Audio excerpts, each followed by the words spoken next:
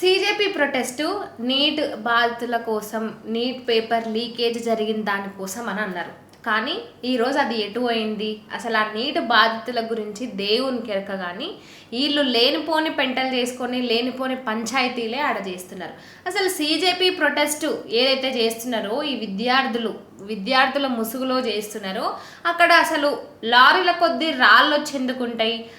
చేతిలో పెప్పర్ స్ప్రేలు ఎందుకుంటాయి? ఇవన్నీ వాళ్ళ చేతులు ఎందుకుంటాయి? అసలు ఇది నడిపిస్తుంది ఎవరు? దీని వెనకాల నుండి ఒక పొలిటికల్ ఎజెండాని ముందుకు తీసుకుపోతున్నది ఎవరు? దీనిపైన మనం ఈరోజు డిస్కస్ చేద్దాం. అయితే నీట్ ప్రొటెస్ట్లో నీట్ విద్యార్థులకు జరిగిన అన్యాయాన్ని గురించి మాట్లాడతామని వచ్చి ఆ స్టేజ్ల మీద ఏదేదో మాట్లాడుతున్నారు, ఏమేమో మాట్లాడుతున్నారు. ఇప్పుడు కొత్తగా పార్లమెంట్ని ముట్టడిస్తాము, పార్లమెంట్ దగ్గరికి వెళ్ళి పార్లమెంట్ని ముట్టడిస్తామంటూ కూడా ఈ ఎజెండాని కొత్తగా తీసుకొచ్చిండ్రు. అక్కడ విద్యార్థుల కన్నా కూడా గూండాలే ఎక్కువ ఉన్నారు.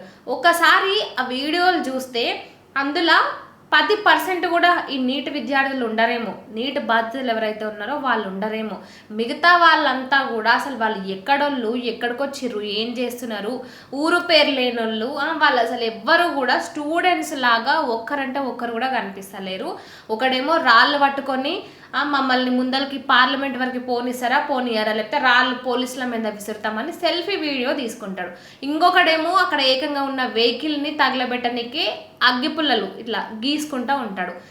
ఇలాంటివి చేస్తూ పోలీసుల మీదకి రాళ్ళు విసరడం, ఇన్ని కథలు, ఇన్ని తతంగాలు చేసుకుంటా మేము విద్యార్థులము, మేము పీస్ఫుల్ ప్రొటెస్ట్ చేస్తున్నాము, మేము ఎవరికి ఇబ్బంది కలిగిస్తలేము, గవర్నమెంట్ దీనికి స్పందించాలి. అవును, గవర్నమెంట్ దీనికి స్పందించాలి, దీనికి సంబంధించి పూర్తి బాధ్యత తీసుకోవాలి. ఎడ్యుకేషన్ మినిస్టర్ ధర్మేంద్ర ప్రధాన్ నిజంగానే రాజీనామా చేయాలి, వీటన్నిటికీ ఆయన సమాధానం చెప్పాలి, ప్రభుత్వం కూడా దీనికి బాధ్యత తీసుకోవాలి. కానీ దీనికోసము చేస్తున్న రాధాంతం రచ్చ అంతా ఎంతగానం ఉంది. ఇందులో పొలిటికల్ పార్టీలు నిజంగా సపోర్ట్ చేయడానికే వస్తున్నాయా, లేదంటే ఇంకేదైనా ఎజెండాతో ముందుకు వస్తున్నారా? అసలు నిన్న మొన్న వరకు జాడలేని అత్తపత్తలేని రాహుల్ గాంధీ ఉన్నట్టుండి సడన్గా నరేంద్ర మోడీ ఇంటి ముందు ఎందుకు ప్రత్యక్షమైండు? ఎక్కడికో పోతున్న ఆ మనిషి సడన్గా రూట్ మార్చి ఆ ఇంటి ముందు ముట్టడికి ఎందుకు ప్రయత్నిస్తుండు? మరి ఇన్ని రోజుల నుంచి ఏదైతే ఈ ప్రొటెస్ట్ చేస్తున్నారో ఇన్ని రోజుల నుంచి ఏ ఒక్కనాడు ఆ స్టేజ్ను మంచుకోకపోయే. ఇటు ఇంకో మనిషి అరవింద్ కేజ్రీవాల్, అసలు ఈ అభిజిత్ దీప్కే ఏంది, ఈ అభిజిత్ దీప్కే అసలు ఎవరు అనే మాట మాట్లాడాల్సి వస్తే, ఈ మనిషి ఆమ్ ఆద్మీ పార్టీకి ఒకప్పుడు సోషల్ మీడియా మేనేజర్గా పనిచేసినాడు. ఈయన ఇప్పుడు ఆడ ఎట్లయిపోయిందంటే కాంగ్రెస్ వర్సెస్ ఆమ్ ఆద్మీ పార్టీ అయిపోయింది. అది ఎట్లా అంటే అక్కడ ముందు నుంచి సీజేపీ ప్రొటెస్ట్లో ఉన్నది, సీజేపీ ప్రొటెస్ట్ని ముందరికి తీసుకొచ్చింది అభిజిత్ దీప్కి అక్కడ ప్రొటెస్ట్ చేస్తున్నాడు. ఆ తర్వాత అరవింద్ కేజ్రీవాల్ వచ్చి మాట్లాడిండు, సపోర్ట్ చేస్తున్నాం, మద్దతు ఇస్తున్నామని ఆయన మాట్లాడిండు. ఇది పక్కన పెడితే, అంటే వీళ్ళు ఇన్ని రోజుల నుంచి ధర్నాలు, నిరసనలు ఇవన్నీ చేస్తుంటే ఇప్పుడు లాస్ట్కి రాహుల్ గాంధీ వచ్చి ఈ మొత్తం ఈ క్రెడిట్ని అంతా కూడా ఆయన ఖాతాల్లోకి వేసుకున్నాడు. ఈయన అట్లెట్లా వేసుకుంటాడు, అసలు చేసింది మేము కదా అనేది ఇప్పుడు ఈ కాంగ్రెస్ ఆమ్ ఆద్మీ పార్టీ మధ్య జరుగుతున్న రచ్చ. ఇది నేను అంటున్న మాట కాదు, ఆమ్ ఆద్మీ పార్టీకి సంబంధించిన వాళ్ళే మాట్లాడుతున్న మాట ఇది. ముందు నుంచి మేము ధర్నాలు చేస్తున్నాం, మేము ఇది చేస్తున్నాం, ఈరోజు కాంగ్రెస్ పార్టీ వచ్చి రాహుల్ గాంధీ వచ్చి ఈరోజు మాట్లాడుతున్నాడని వాళ్ళే మాట్లాడుకుంటున్నారు. ఇక్కడ అరవింద్ కేజ్రీవాల్ది ఒక మాట, రాహుల్ గాంధీది ఒక మాట. అసలు వీళ్ళున్న గవర్నమెంట్లు, వీళ్ళు ఏ రాష్ట్రాలలో అయితే వీళ్ళ పార్టీలు ఏలుతున్నాయో మళ్ళీ ఆ రాష్ట్రాలలో వీళ్ళ పాలన ఏమన్నా ముద్దుగుందా అని అంటే అంతా గబ్బే. ముఖ్యంగా ఈ విద్యార్థుల విషయానికి వచ్చిన, నిరుద్యోగుల విషయానికి వచ్చిన, నిరసనలు చేసిన, ఆందోళనలు చేసిన అక్కడ ఆ ప్రజల్ని, ఆ నిరుద్యోగులని ఎంత ముప్పు తిప్పలు పెడుతున్నారంటే అంత ముప్పు తిప్పలు పెడుతున్నారు. ఈ ఆమ్ ఆద్మీ పార్టీ పంజాబ్లో ఉంది. ఆ పంజాబ్లో రీసెంట్గా ఈ లైన్మెన్ ఉద్యోగాల కోసము 2600 మంది నిరుద్యోగులు శాంతియుతంగా అక్కడ ఆందోళనలు చేస్తుంటే ఆ ఆందోళనలు అడ్డుకోవడమే కాకుండా వాళ్ళ మీద ఇష్టారీతిన లాఠీ చార్జీలు చేయడము, వాళ్ళని ఇష్టం వచ్చినట్టు కుక్కను కొట్టినట్టు కొట్టడము, రక్తాలు వచ్చేలాగా కొట్టి వాళ్ళని అంత హింస పెట్టిన వాళ్ళు ఈ ఆమ్ ఆద్మీ పార్టీ ఏలుతున్న రాష్ట్రాల పరిస్థితి ఇది. ఉద్యోగాల కోసం రోడ్లు ఎక్కేంత డెమోక్రసీ కూడా, అంటే వాళ్ళ హక్కుల కోసం కూడా మాట్లాడనికే అక్కడనేమో నోరు నొక్కుతున్నారు. ఇక్కడ జంతర్ మంతర్ దగ్గరకు వచ్చేసరికేమో ఇదే విద్యార్థుల మీద అమితమైన ప్రేమ. ఎంత ప్రేమ అంటే ఒక్క విద్యార్థి మీద ఒక్క చేయి పడ్డా కూడా బాగుండదు, మర్యాద ఉండదు అని మాట్లాడుతున్నారు. మరి అక్కడ ఉన్నోళ్ళు నిరుద్యోగులు కాదా? వాళ్ళవి ప్రాణాలు కాదా? వాళ్ళవి బాడీలు కాదా? వాళ్ళకి దెబ్బలు తగిలితే అవి దెబ్బలు కావా? మీరు ప్రతిపక్షం దగ్గర ఒకలాగా మాట్లాడతారు, మీరు అధికారంలో ఉంటే ఇంకోలాగా మాట్లాడతారు. అంటే మీరు ద్వంద్వ వైఖరితో మీరు మాట్లాడొచ్చు, అది చెల్లుతుంది. ఇంకా కాంగ్రెస్ ప్రభుత్వం విషయానికి వస్తే, కాంగ్రెస్ ప్రభుత్వానికి సంబంధించి రాహుల్ గాంధీ ఈరోజు ఏం మాట మాట్లాడుతున్నారు? నన్ను కొట్టినా పర్లేదు, విద్యార్థులకు మాత్రం న్యాయం జరగాలి. అవును, విద్యార్థులకి న్యాయం జరగాలి. మరి మీరు అధికారంలో ఉన్న రాష్ట్రాల్లో విద్యార్థులకు ఎవరు న్యాయం చేయాలి? ఆ న్యాయం గురించి ఎవరు మాట్లాడాలి?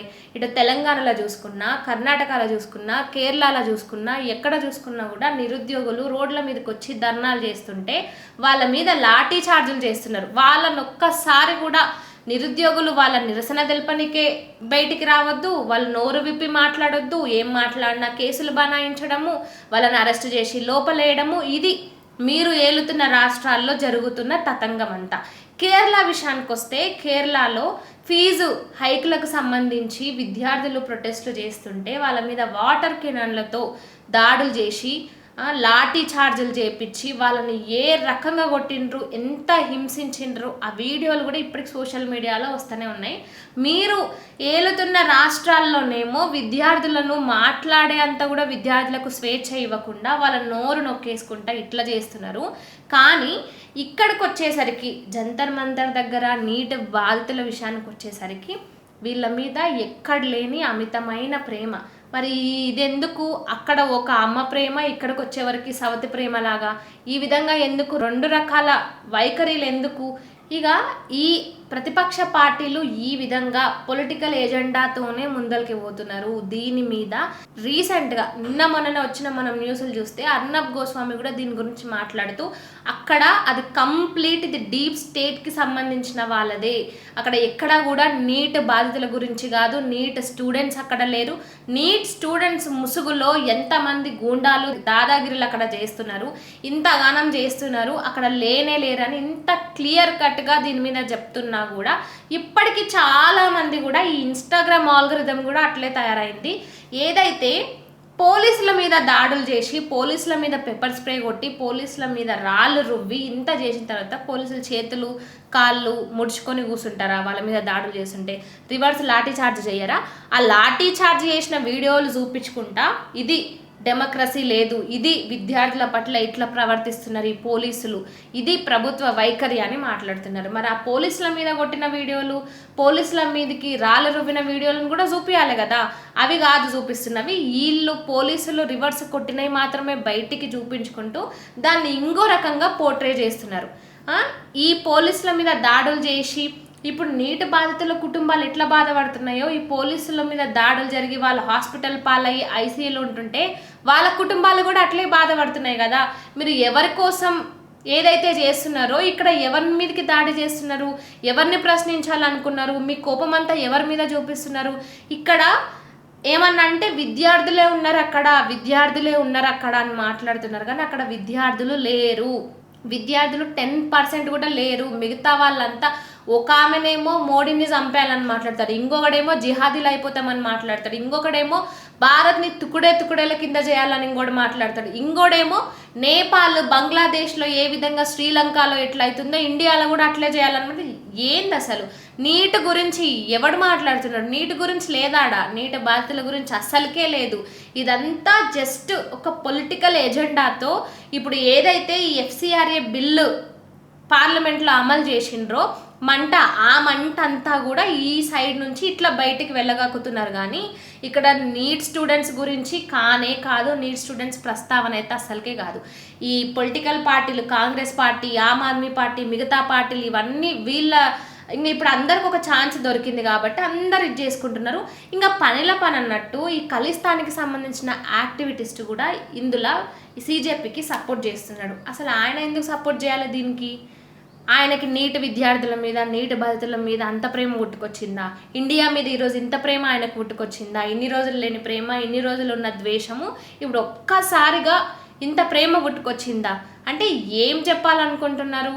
దీని వెనకాల అసలు ఏముంది? ఏం చేయాలనుకుంటున్నారు? ఇప్పుడిప్పుడే ఇండియా ఎదుగుతుంది. ఇటు ఆస్ట్రేలియా కానీ యూరోప్ కానీ ఇలాంటి దేశాలతో సంబంధాలు పెట్టుకొని అక్కడ వాళ్ళు ఇండియాతో ఫ్రెండ్షిప్ చేయాలి, ఇండియాతో ట్రేడ్ చేసుకోవాలని అక్కడి వాళ్ళు ఇండియాని పిలుచుకుంటుంటే ఇక్కడ లోపల ఇలాంటివన్నీ తీసుకొచ్చి నీట్ విద్యార్థుల గురించి అయితే ఓకే, అది అందరికీ ఓకే, నీట్ బాధితుల గురించి అయితే అది ఖచ్చితంగా అందులో ప్రాబ్లమే లేదు. కానీ ఈ ముసుగుతో జరుగుతున్నవన్నీ వేరు. ఇండియాలో కల్లోలాలు సృష్టించాలి, మళ్ళీ ఏదో ఒక డిస్టర్బెన్స్ని తీసుకురావాలి, సాఫీగా ఉండొద్దని పొలిటికల్ పార్టీలు దీని వెనకాల ఉన్నాయి, ఖలిస్తానికి సంబంధించిన వాళ్ళు దీని వెనకాల ఉన్నారు. వాళ్ళెందుకు ఈరోజు ఫండింగ్ ఇవ్వడానికి ముందరకు వస్తున్నారు? $1 మిలియన్ ఈ సీజేపీ ప్రొటెస్ట్కి సపోర్ట్గా ఇస్తామని ఆ యాక్టివిటిస్ట్ ఎందుకు మాట్లాడుతున్నాడు? ఇంతమందికి ఇన్ని రోజుల నుంచి ఇష్టరీతిన ఇంతగానం ఫుడ్ పెడుతున్నారు అంటే అసలు ఈ ఫండింగ్ అంతా ఎక్కడికి వెళ్ళించి వస్తుంది? ఇవన్నీ కూడా ఆలోచించాలి. కేవలం సీజేపీ సరే, ఇంకొంతమంది ఏం మాట్లాడతారు, అవును సీజేపీ ప్రొటెస్ట్ రాంగే, అభిజిత్ దీప్కి కరెక్ట్ పర్సన్ కాదు, మిగతా ఏదైతే రాహుల్ గాంధీ, ఆమ్ ఆద్మీ పార్టీ వీళ్ళంతా కూడా సరైన వాళ్ళు కాదు. కానీ వాళ్ళు ఏదైతే కాజ్ కోసం కొట్లాడుతున్నారో ఆ కాజ్ అయితే నిజమే కదా, నీట్ విద్యార్థుల కోసమే కదా, నీట్ ప్రొటెస్ట్ కోసమే కదా అని అంటే నీట్ ప్రొటెస్ట్ కోసం వాళ్ళ కొట్లాట కానే కాదు. వాళ్ళ పొలిటికల్ ఎజెండా, వాళ్ళకి ఇప్పుడు ఒక అవకాశం వచ్చింది, ఆ అవకాశాన్ని కరెక్ట్గా వాడుకోవాలి. కరెక్ట్గా ఏదైతే ఐడెంటిటీ క్రైసిస్లో ఉంటారో వాళ్ళంతా ఈరోజు ముందరకు వచ్చి దీని మీద కొట్లాడుతున్నారు. ఎందుకంటే వాళ్ళు ఈరోజు బయటకు కనిపించాలి, వాళ్ళ పొలిటికల్గా వాళ్ళు బెనిఫిట్ కావాలి కాబట్టి కొట్లాడుతున్నారు తప్ప ఇందులో విద్యార్థుల మీద అంత ప్రేమే వీళ్ళకుంటే వీళ్ళ రాష్ట్రాల్లో ఉన్న సమస్యల మీద ఖచ్చితంగా వీళ్ళు మాట్లాడతారు, ఖచ్చితంగా వాటిని ప్రశ్నిస్తారు. ఈ రాహుల్ గాంధీ ఏదైతే ఇటు కర్ణాటకలో కానీ కేరళలో కానీ తెలంగాణలో కానీ కాంగ్రెస్ పార్టీ అధికారంలో ఉందో అక్కడ నిరుద్యోగుల గురించి విద్యార్థుల గురించి ఈయన మాట్లాడతాడు. ఇప్పుడు నిజంగా ఈయనకు విద్యార్థుల మీద ప్రేమ ఏదైతే ఈరోజు మీదకి పొంగి పొర్లి చూపిస్తున్నట్టు ఈ ప్రేమ నిజంగానే ఉంటే అక్కడ ఆ రాష్ట్రాల మీదనే చూపిస్తారు. అక్కడ ఒక రకంగా ఇక్కడ ఒక రకంగా ఎందుకు ఉంటున్నారంటే వాళ్ళ ఇంటెంట్ అనేది కరెక్ట్ కాదు, విద్యార్థుల కోసం అయితే అసలుకే కాదు. ఇటు ఆమ్ ఆద్మీ పార్టీ కూడా ఇదెంతసేపు పొలిటికల్ ఎజెండా కోసమే కానీ విద్యార్థుల కోసం అసలు కాదు, నిరుద్యోగుల గురించి అయితే అస్సలకే కాదు. వీళ్ళు ఏలుతున్న రాష్ట్రాల్లోనే డెమోక్రసీని చక్కగా చూస్తలేరు. కానీ ఈరోజు జంతర్ మంతర్ దగ్గరకు వచ్చి డెమోక్రసీ డబ్బా కొట్టుకుంటారు, డెమోక్రసీ లేదని మాట్లాడుతున్నారు. ఫస్ట్ మీరున్న రాష్ట్రాలల్లా అక్కడ ఉన్న విద్యార్థుల సమస్యలు కానీ నిరుద్యోగుల ఉద్యోగాల సమస్యలు కానీ వాటిని ముందు పరిష్కరించండి. ఆ తర్వాత మీరు దీని గురించి మాట్లాడండి. కానీ ఏమీ లేని దానికి అక్కడ ఏదో సృష్టించి ఏదో అల్లర్లు క్రియేట్ చేసి ఇవన్నీ చేయాలని చూస్తూనే ఉన్నారు. కాబట్టి ఈ జరుగుతున్నదంతా చూసి కూడా ఒక వన్ సైడ్ మాత్రమే మాట్లాడకండి, ఇంకో సైడ్ కూడా చూడండి. ఇంకో సైడ్ కూడా చాలా బాధితులు ఉన్నారు, పోలీసులు హాస్పిటల్లో పడి కూడా ఉన్నారు. కాబట్టి రెండు వైపులా చూసి మాట్లాడితే బాగుంటుంది, ఆలోచించి మాట్లాడితే ఇంకా బాగుంటుంది. సో దీనిపై మీరేమంటారు? కామెంట్ రూపంలో చెప్పండి.